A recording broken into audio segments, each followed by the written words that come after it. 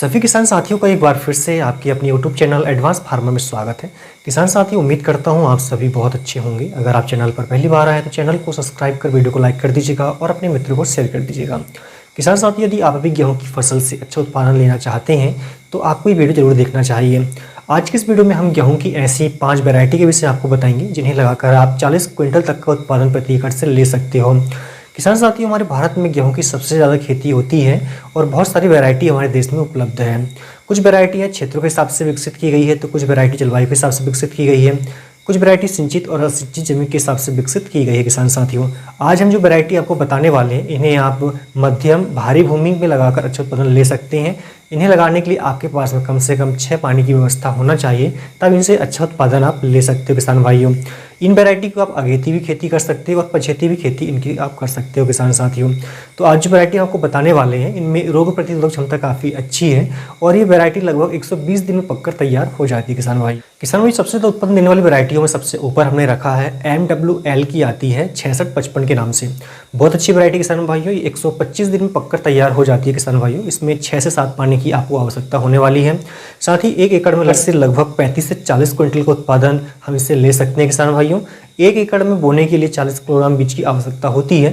यदि इसकी हम पछेती खेती करते हैं तो 1 एकड़ में हमें 50 किलोग्राम बीज बोना चाहिए। किसान भाइयों, इसके अलावा हम बात करें इसमें हम किस प्रकार की मिट्टी में बो सकते हैं, तो आप इसमें काली या दोमट मिट्टी अगर आपके पास में है तो बहुत अच्छी बात है, या फिर मध्यम हल्की भूमि में भी इसमें आप बो सकते हो। ज़्यादा हल्की भूमि अगर आप बोएंगे तो इसमें ज़्यादा उत्पादन आपको नहीं मिलेगा। किसान भाइयों, इसमें रोग प्रतिरोधक क्षमता काफ़ी अच्छी होती है। इसके पौधे जो है लगभग 3 फीट की हाइट लेते हैं। किसान भाइयों, तना मजबूत होता है, कल्लों की संख्या काफ़ी होती है और बाली इसकी लंबी होती है और मोटी होती है। किसान भाइयों, इससे उत्पादन क्षमता बढ़ जाती है इनकी।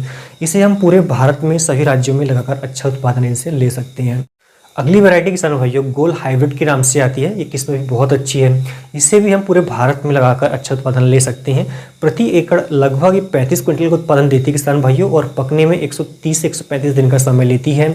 इसमें भी हमें 7 पानी की व्यवस्था करनी पड़ती है जब अच्छा उत्पादन इससे हमें मिलता है।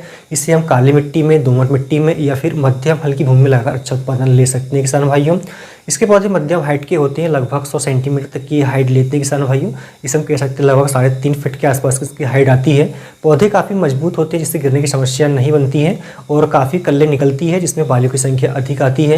बाली मोटी होती है, दाने इसके मोटे होते हैं, गोल होते हैं, चमकदार होती है। इसकी चपाती बहुत स्वादिष्ट लगती है। किसान भाइयों, अगले हमने तीसरे नंबर पर जो वैरायटी को लिया किसान भाइयों, ये है श्रीराम सुपर 303 के नाम से आती है। इसकी जो अवधि होती है पकने की 110 से 115 दिन की होती है। किसान भाइयों, इसमें 5 से 6 पानी की हमें आवश्यकता होती है। इसके पौधे कम हाइट लेते हैं, लगभग 2 से 2.5 फीट की हाइट लेते हैं, जिससे गिरने की समस्या टोटली खत्म हो जाती है। तने काफ़ी मजबूत होते हैं और कल्ले काफ़ी अच्छी मात्रा में निकलती है। इसकी जो बालियाँ होती हैं थोड़ी पतली होती है लेकिन दानों की संख्या ज़्यादा होती है। किसान भाइयों, इसके जो दाने होते हैं वो मध्यम आकार के होते हैं, गोल होते हैं। किसान भाइयों, काफ़ी चमकदार होती हैं।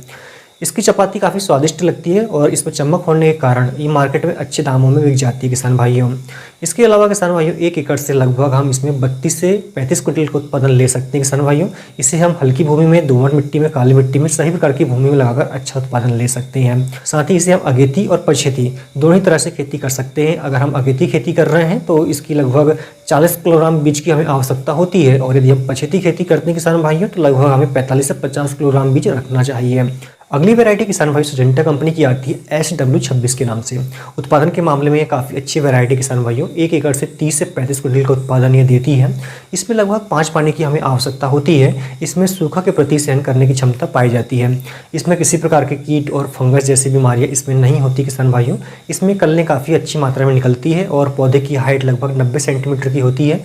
तना मजबूत होता है किसान साथियों, और लेकिन तेज़ हवा चलने पर गिरने की थोड़ी समस्या इसमें हो सकती है।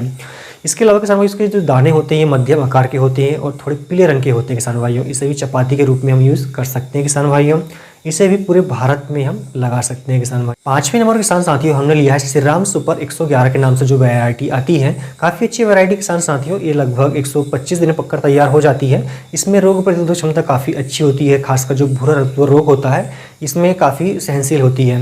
इसकी हम अगेती और पछेती दोनों तरह से खेती कर सकते हैं। अगर हम पछेती खेती करते हैं किसान भाइयों तो हमें 1 एकड़ में 50 किलोग्राम बीज बोना चाहिए और अगेती खेती करते हैं तो लगभग 35 किलोग्राम से लेकर 45 किलोग्राम बीज हमें बोना चाहिए, जो कि ज़मीन पर डिपेंड करता है। अगर हल्की भूमि है, ज़्यादा बीज की हमें आवश्यकता होगी।